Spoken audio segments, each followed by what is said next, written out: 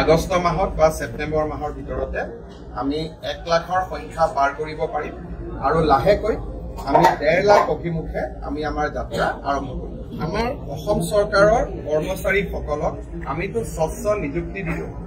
স্বচ্ছ নিযুক্তিৰ পিছত এতিয়া আমাৰ নতুন লক্ষ্য হ'ল স্বচ্ছ বদলি। স্বচ্ছ বদলিটো কেনেকে হ'ব? 2 অক্টোবৰৰ পৰা এটা আমি পোৰ্টেল খুলিম, যি তৃতীয় বৰ্গৰ চতুৰ্থ বৰ্গৰ কৰ্মচাৰীয়ে মিউচুৱেল ইজনে সিজনৰ জায়গাত যাব, সিজনে সিজনৰ জায়গাত যাব। এইটো পোৰ্টেল 24 ঘণ্টাই খোলা থাকিব, ইয়াৰ কোনো দিন আৰু বাৰ নাথাকে।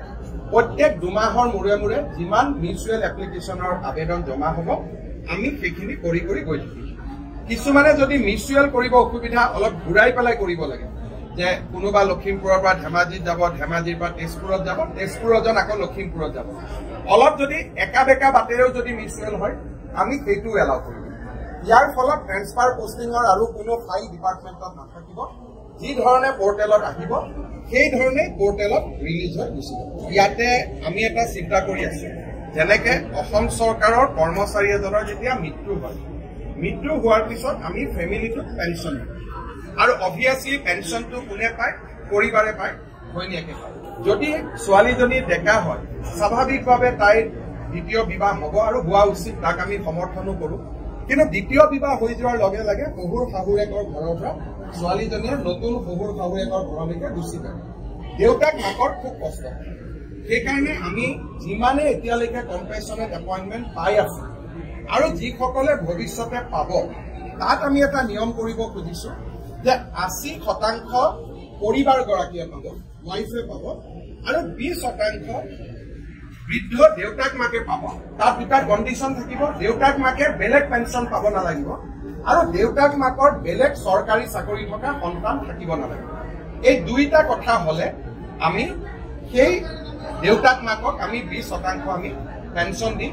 তাৰ এটা আমাৰ নীতিগত সিদ্ধান্ত হৈছে, কিন্তু ইয়াৰ বাবে একাউণ্টেণ্ট জেনেৰেল, এজি গোটেই চিষ্টেমটো বদলাব লাগিব। অকণমান 6 মাহ 7 মাহ সময় লাগিব, কিন্তু এই কামটো আমি কৰিবৰ বাবে নীতিগত সিদ্ধান্ত লৈছো। আজিকালি আমাৰ ইঞ্জিনিয়াৰবিলাকে ৰাস্তা চাব নাযায়, ঠিকাদাৰসকলেও ৰাস্তাবিলাক মিস্ত্ৰীসকলৰ ওপৰত দি দিয়ে। মেক্সিমাম মিস্ত্ৰী চৰৰ পৰা, তেওঁলোকৰ কোনো ট্ৰেইনিঙো নাথাকে, পোনে পোনে আহি ইজনক সিজনক দেখাক দেখি কৰি মিস্ত্ৰী হয়। ঠিকাদাৰজনে নাচায়, ইঞ্জিনিয়াৰজনে ছাইডত নাহে। তাৰ ফলত আপোনালোকে দেখিব যে আমাৰ ৰাস্তাবিলাকৰ গাঁতটো মাজত, কিন্তু যদি এটা ৰাস্তা বনায় ৰাস্তাটো হেলনীয়া কৰি বনায়, গতিকে গাঁতটো ছাইডত হ'ব লাগিব, মাজত হ'বই নোৱাৰে যদি কোনোবাই ৰাস্তাটো নিয়মত বনায়। সেইকাৰণে আমাৰ ইয়াত খেলি মেলি আছে। মিটিঙে পত্ৰই গৈ ৰাইজক সচেতন কৰি থাকিব লাগিব যাতে লাহে লাহে ভাল হয়। এতিয়া আমি ITI বিলাকতো মিস্ত্ৰীসকলৰ ট্ৰেইনিং আৰম্ভ কৰিছো। 2 দিন পিছত আমি নিয়ম বনাব লাগিব যে PWD ৰুটছত মিস্ত্ৰী অকল প্ৰশিক্ষণপ্ৰাপ্ত মিস্ত্ৰীহে কৰিব লাগিব। তেনেকুৱা লাহে লাহে 4-5 বছৰ লাগিব, লাহে লাহে আমি কথাবিলাক বদলাই গৈছো। ছেপ্টেম্বৰত পৰীক্ষা গুৱাহাটীত যিখিনি হৈছে কিন্তু ফ্লাডৰ কাৰণে হৈছে, কিন্তু কামৰ গতি যিমান উচ্চমানৰ হ'ব লাগে আমাৰ নহয়। কাৰণ ঠিকাদাৰটো ধুনীয়া ধুনীয়া হ'ব পাৰে, তেওঁ ইঞ্জিনিয়াৰ হ'লেও হ'ব পাৰে, ইঞ্জিনিয়াৰ নহ'লেও হ'ব পাৰে। সেইকাৰণে ব্যৱহাৰিক অসুবিধাটো বহুত আছেই।